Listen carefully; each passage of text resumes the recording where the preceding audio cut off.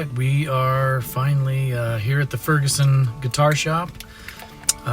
We've been waiting for this for a long time. You know, Ren and his son have been working on, building this shop for, I think, a couple years now. And, it's been, I don't think they expected it to be that long, but finally we're at the point where we're going to pick out some woods and build some guitars and see what they got going. So we're looking forward to it.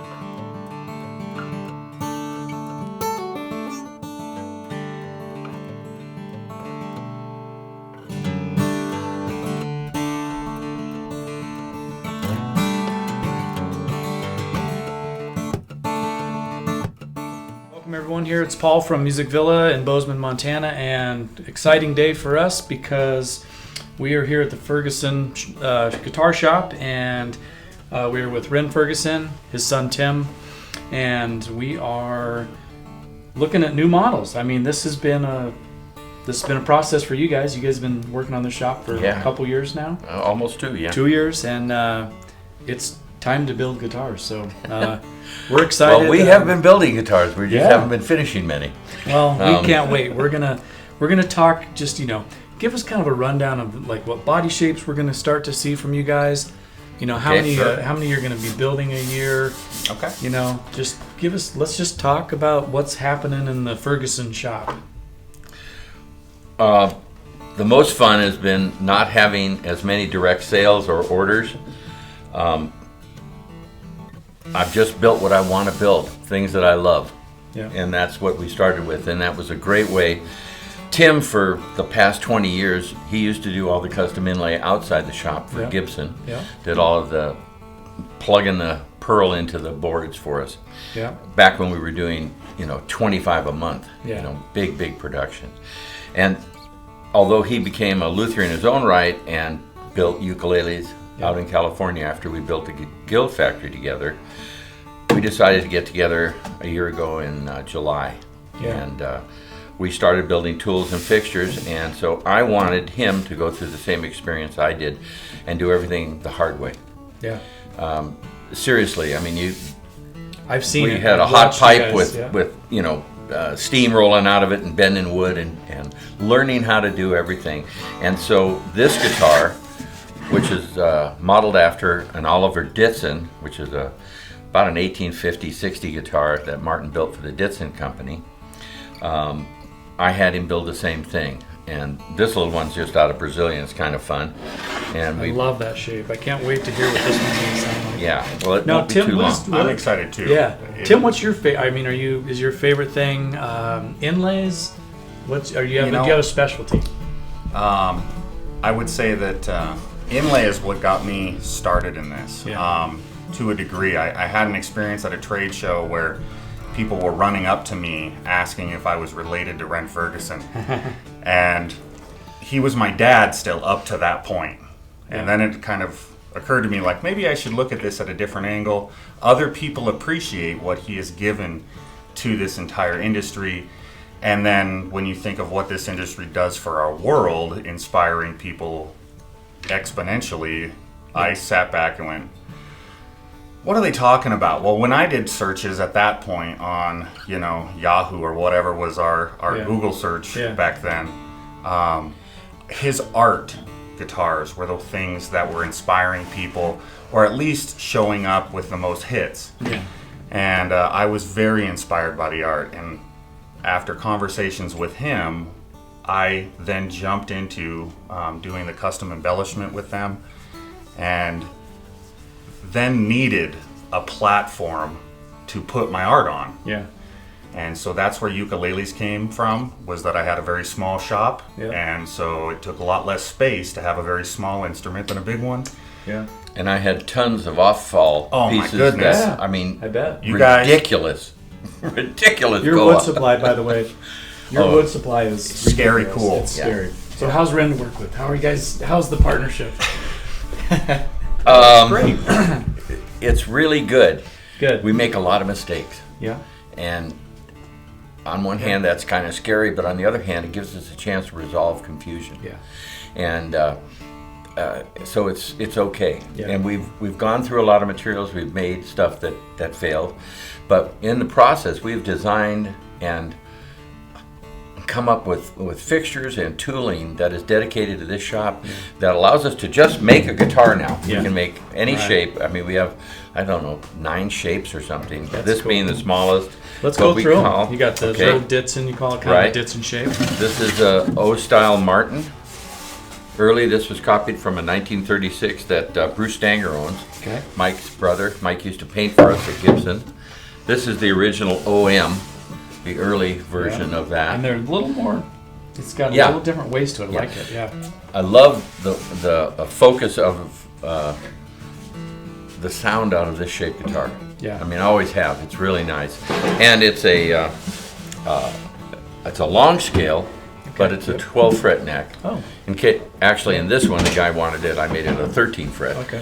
But he just wanted to push the bridge a little deeper into the belly. Yeah. But these guitars have the warmth and sweetness that you just can't believe. Can't wait. Standard dreadnought. And a dreadnought, you know, this is just a Koa dreadnought, and I don't mean just a Koa dreadnought, but Yeah. I mean it's pretty identifiable. Yeah. We forgot one. Oh yeah. And so this is a dead nuts measured weight, thickness of every part, 185, and the customer chose to do it in bird's eye. This is a copy of an early Gibson, it was a 54. Extremely nice sounding guitar, much different than what we built at Gibson. Yeah. Ours was copied more on a 180, which was the following guitar to the Everly Brothers, which were this guitar. You know, this is the body shape and depth and everything. Yeah.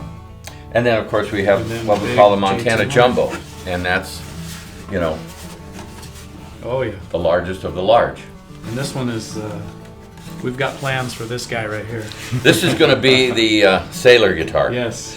And so it's got all of the Powa abalone all the way around.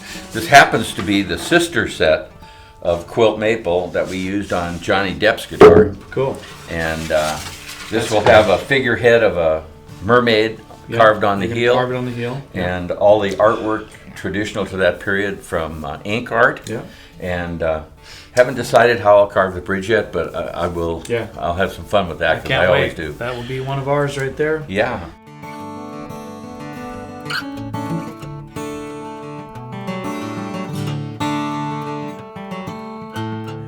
And that would have See been that, Dustin? either the third or fourth instrument that I worked on. In And the that was when I was 70s. still on the Colorado Boulevard before I moved to Washington and then eventually Lincoln Boulevard. And you just glued your I just business glued a card in business there. card and I didn't have any other thing. That's cool, though. You know, and it I worked. mean, So that's the one that belonged to John Pierce. Bought that for in the crumpled state. He paid a couple grand for it.